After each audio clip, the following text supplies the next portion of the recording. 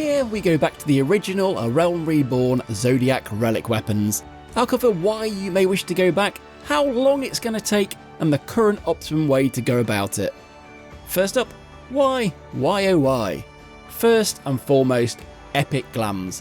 With the stats being irrelevant at this point, we're just here for the visuals.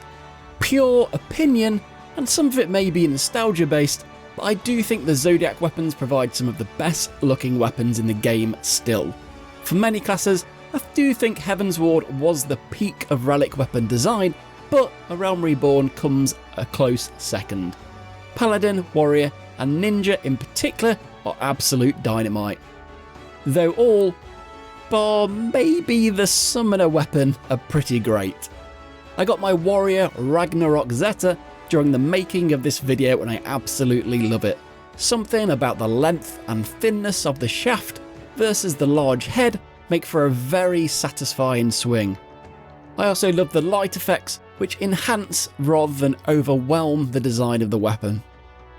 Also, given the weapons released 9 years ago, they still take a decent bit of effort and time to obtain, which means they are surprisingly, but I guess unsurprisingly, not super common in the game, with the majority of players that weren't around way back when not venturing back in time to get them. Second key reason, something to do. Want to plough deep into Final Fantasy XIV for a few days, or just have a daily activity to tick over for a few weeks? If you want to spend some time in Eorzea, yet don't currently have something to work on, this could very well fill the void. Notes before we get started. Be aware the devs have never retrospectively added weapons for old relics to jobs added in expansions, so only weapons for the 10 jobs added during A Realm Reborn are available to go for. Also, a quick tip ahead of time, you cannot add your relic weapon to your Glamour Dresser to create glam plates with. But alas, instead, once you have finished your relic, you instead buy a replica from Drake in the North Shroud for a few gil, and then add that to your Glamour Dresser instead. Throughout this video, I'm going to assume you are at level 100 when talking through the process. Not a necessity, but it'll massively help speed up the process anytime you have to do any sort of instance element, e.g. dungeons, etc. Okay, how long will it take? Often wondered, rarely answered. Alas, I timed the entire process of getting my Ragnarok Zeta, and it took me a total of 21 hours and 43 minutes. There are 8 distinct steps to the relic listed on screen now, with the rough amount of time you can expect to spend in each stage. Guess which stage I think absolutely sucks. Preparations going in. Knowing what you'll need ahead of going in will save you time, avoiding having to break away from the main objectives to gather currencies like Tomes of Poetics. So, to be as streamlined as possible, you'll want a specific weapon from the market board with 2 specific Materia 3s attached. Please find a link to a very helpful Google Docs spready in the description, where I've listed all the specific weapons per class with a host of other useful information. Next, you'll need a maximum of 3,575 Tomes of Poetics. You can only hold 2,000 at a time, but being at least capped or grabbing some or all of the items needed beforehand will boost you through massively. In the same Google Docs link, I've added a crib sheet of all items purchased with Poetics, so you know what to buy ahead of time and from where. Regarding Poetics, your daily MSQ roulette is a great way if you're not trying to finish it all in a couple of days. 450 or 500 Poetics a pop, depending on the instance you get. Alternatively, A-rank hunt trains are also fantastic, and regardless of expansion, you'll always get 30 Poetics per A-rank mark, with a standard train hitting 12 marks, so you'll net 360 Poetics in less than 20 minutes. Eureka and Bosnia Fates can also be good, especially if you want to work on later expansions relics at the same time. But I'll cover this synergy in more detail on my next vid on Heavensward relics, where you're going to need a mind-boggling amount of Poetics. You'll also need 80,000 Grand Company seals. Sounds like a lot, but 80,000 seals is easily done in well under 30 minutes. All you do is run the normal version of the Heaven's Ward raid, the Burden of the Father, solo and unsynced, grabbing all the loot at the end. You trade the tokens with Sabina in Idleshire for Gordian gear, and then hand this gear into your free company for Grand Company seals. 4 runs of the raid should take you about 5 minutes, and will net you the tokens and gear to trade for over 19,000 seals. And last but not least, Raw Gil. You need an absolute minimum of 400,000, but for speed, or if you don't have crafters leveled, then I recommend about a further 650,000 gil depending on server prices, so about 1 million in total. You can save a lot of that if you're prepared to do some crafting legwork, but I'll cover this when we get to the relevant step. And with that prep done, we'll move on to the relic stages themselves. Stage 1, your base weapon. We kick off with the quest The Weaponsmith of Legend from Vesper Bay in Northern Thanlan, available after finishing the original 2.0 MSQ. If you did this years ago, instead head straight to Geralt in the northeast corner of the North Shroud to kickstart subsequent relic weapons. To note, I'm not going to dwell too much on the stages, which are essentially just follow the questline, as there's often no alternatives or variations to improve efficiency in the approach. The first stage is one of those, where quest text will guide you through handing in various items and queuing for various instance battles. Noting that throughout this journey, you can do all instances solo and unsynced. All instances will need to be done on the job you're getting the relic for, but quest text in the duty list will also advise if you actually have to have the relic weapon equipped. You'll need the previously mentioned crafted or brought from the market board weapon, with specific stage 3 materia melded to it, and in turn a poetic item, Razatan Quenching Oil, which is brought for Arunana in Mordona. See the Google Doc for full item listings. Stage 2, Zenith Weapon. No quest involved at all. Just hand 3 Thanaveria Mists from Aruna in Mordona to the furnace near Geralt in the North Shroud. Stage 3, Atma. Note, as a first timer, you'll need to grab the quest Up in Arms from Geralt in his usual spot in the North Shroud. The main NPC involved will then change to Jalzan, who is conveniently opposite Geralt.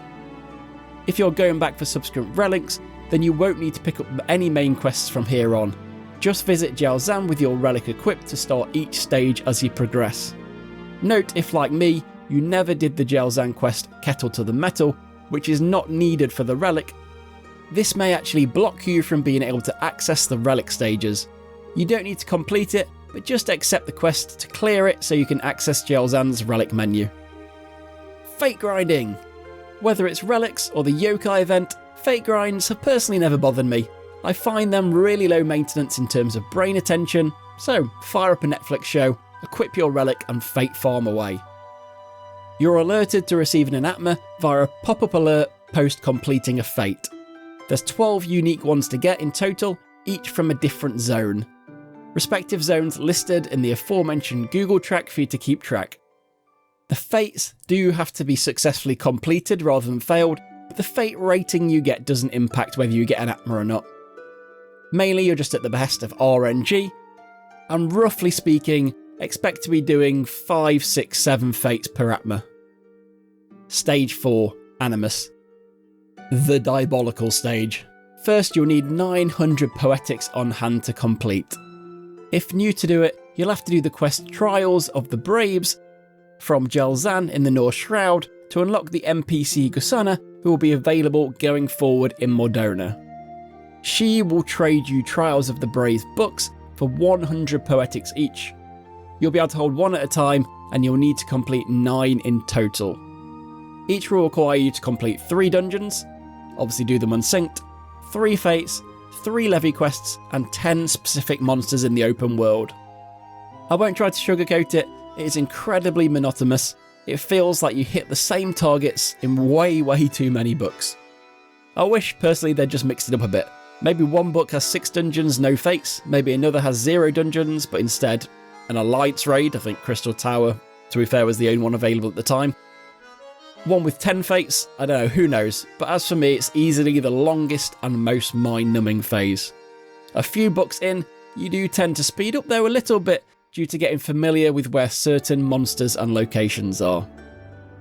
A couple of side notes on this one. There are a few fates required that don't appear on the map unless they are triggered or another fate is done first.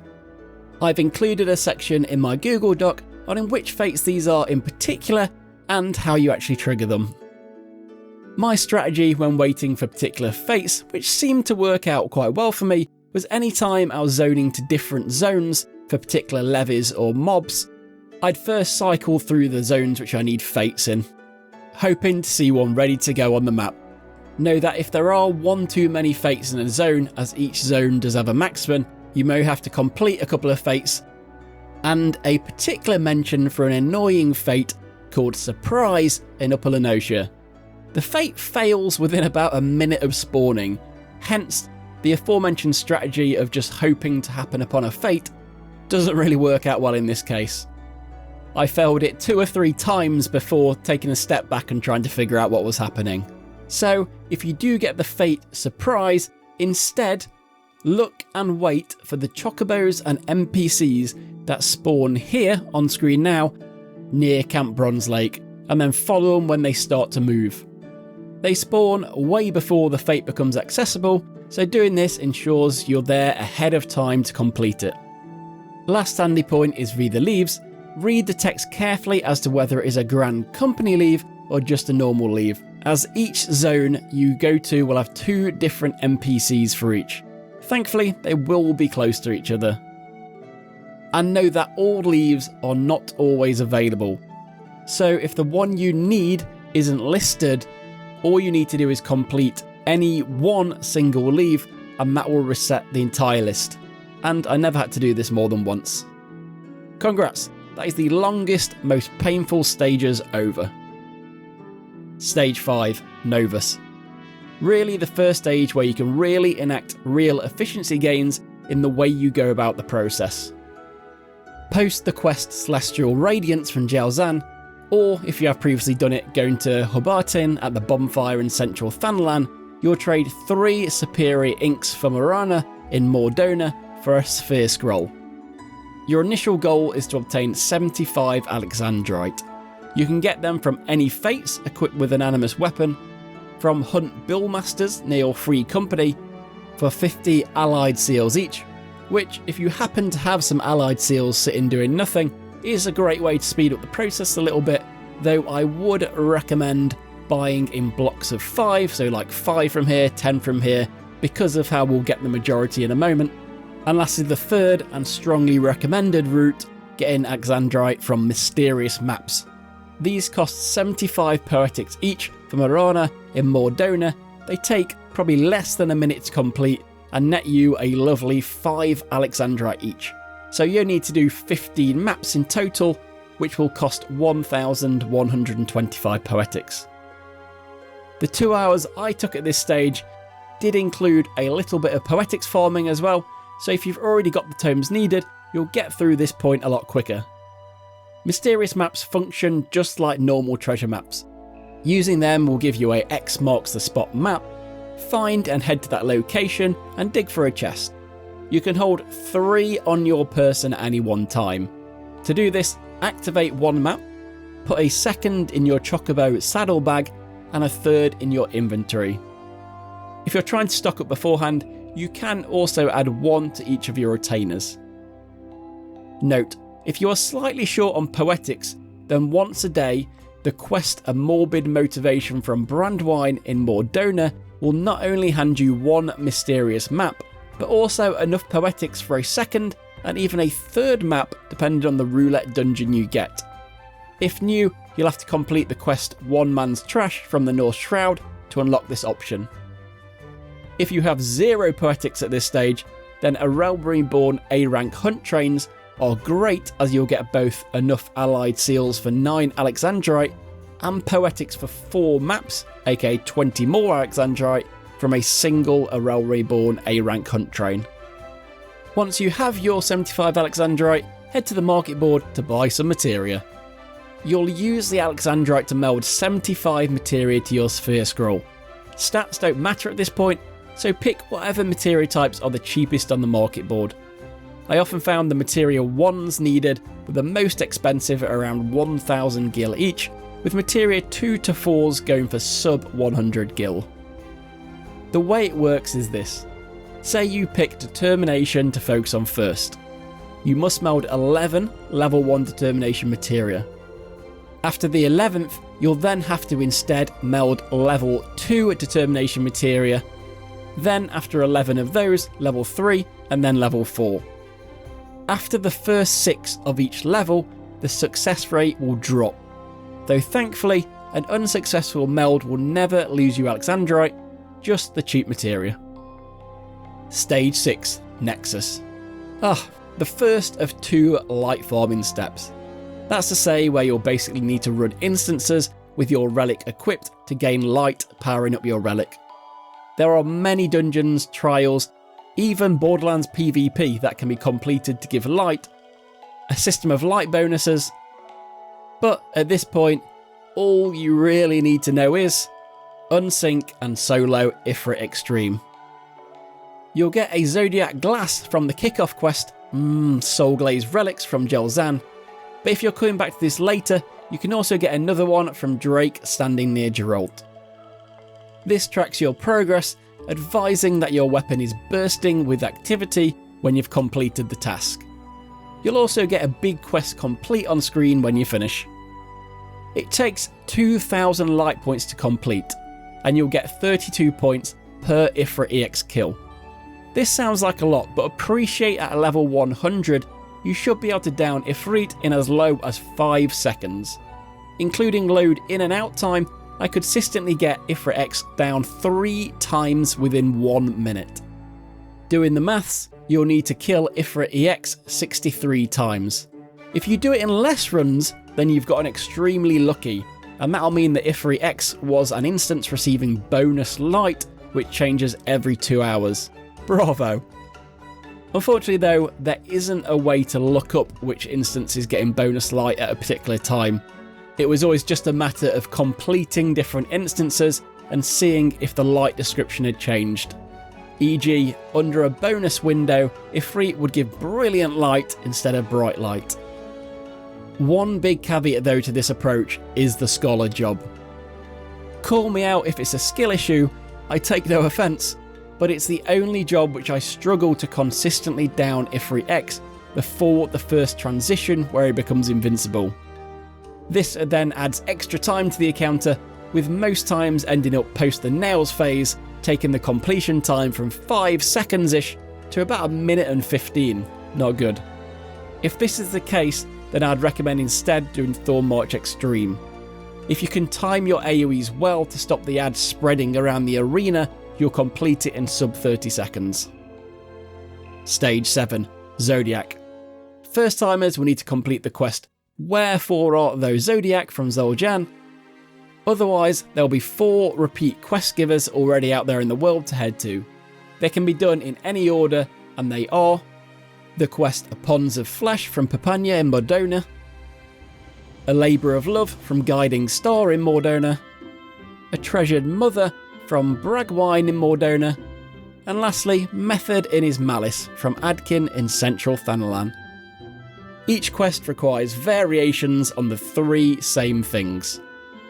Completing 4 specific dungeons, of course do them solo and unsynced, handed in 2 HQ quality crafted materials, which you can just buy from the market board, and also handed in 3 items, 1 from company seals, 1 brought with poetics, and 1 from an NPC for straight up gil.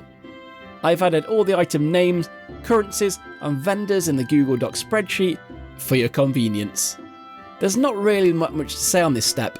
Each requirement will be very clearly dictated in the quest text with little variation. The only choice within this stage really is whether you attempt to craft the 2 HQ mats for each quest, so 8 in total, or just buy them from the market board. They sell quite well, hint hint if you're looking to make some money, and retail at about 50 to 80,000k each in my experience. Use a site like Universails to see if you can buy them cheaper by jumping over to the market board on different servers. Each item requires a different crafting job, so if you wanted to craft them all, you would need all 8 jobs at least level 50 to be fully self-sufficient. And in order to see the recipes in your crafting books, you also need to purchase the Master Recipe Book 1s from Talan in Mordona. Note, one of the items within each recipe is obtained through desynthesizing a vendor brought item. I'll of course list this in the Google Doc as well. Now, final stage Zeta. Requires 600 tomes of poetics. The final step is thankfully a very quick one. Newbies will need to complete the quest Rise and Shine, and subsequently the vital title, starting with Jalzan at his usual spot, noting you do not, I repeat, do not need to complete the final quest in that chain, Kettle to the Metal. Post this, or if you've already completed it, head straight to Ramon, who is next to the Etherite point in Swift Perch. One at a time, you'll need to pay 50 poetics to access one of the Matamas previously farmed. With each, you'll be doing the same light farming as per previous occasion, albeit this time it will take half the time. So same advice, spam Ifrit EX solo and unsynced. This time each Mahatma will only require you to be Ifrit 3 times. Complete one, trade it in and Ramon will give you the next, and so on. You'll need to topple Ifrit 36 times in total. It'll be over before you know it. Head back to Jalzan once you've finished all 12, and voila, you've received your finished Realm Reborn relic weapon. Ain't she a beaut? And there we go. If you found this video useful, have been inspired to have a go, or to be honest have just enjoyed a good old trip down memory lane, then please show your support by liking, subscribing or commenting. What's your favourite relic weapon?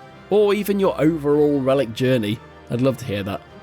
Me personally, I'm now looking forward to my relic journey taking me into Heaven's Ward, so keep an eye out for that video. And in the meantime, ensure you like, comment or subscribe to complete the duty.